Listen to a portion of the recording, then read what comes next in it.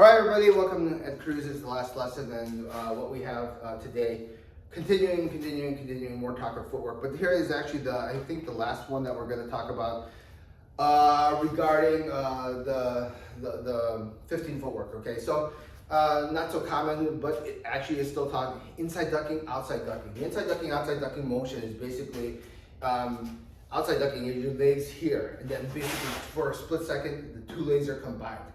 So from here, ducking from the outside, inside ducking from the inside point, I come back in. So both directions, whether I go one way or this way, inside ducking, outside ducking. Now, if you know this, where exactly is this located in the form? In the form, you see it in Chun, right? In the form, you'll see it in Chun when you're, what is that? Which position is that? Okay, when we go from here, 1, open, 2, and then from here we jet and then step together and put the feet together.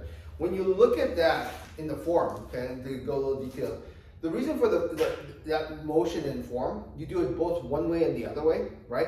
Is you're trying to actually control your center of gravity. Like for example, you're always in the 50-50 stance, right? When you're practicing, but if you end up, and this a lot of times people think this is an attack where you're going in forward like this, but it's actually to control your center of gravity when you move the momentum forward in a push.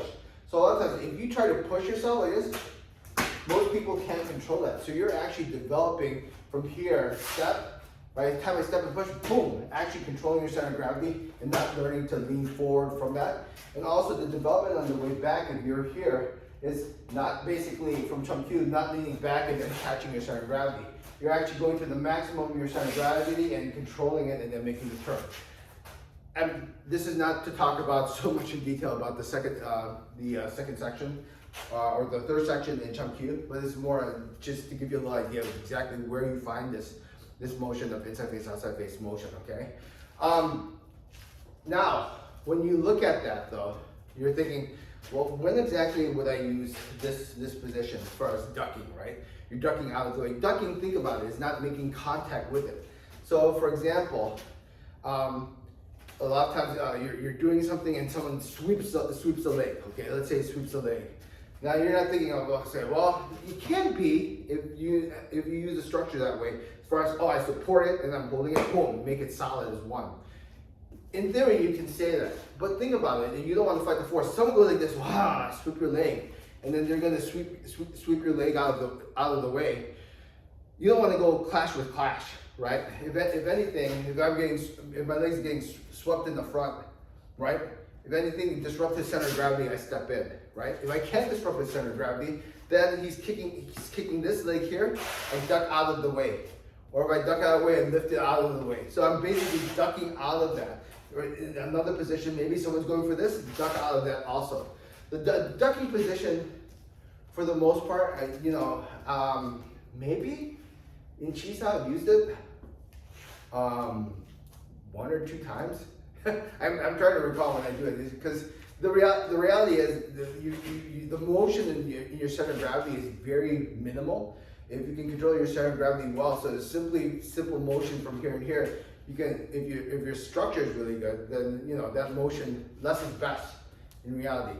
Unless of course you're working more on your footwork. Okay, so. With that in conclusion, I know there's not that much detail to go with it other than to make sure, right, when you're ducking one way or another. Actually, I forgot to mention this. When you're ducking, obviously, when you step forward, you want to maintain that center of gravity. Don't search to find your center of gravity.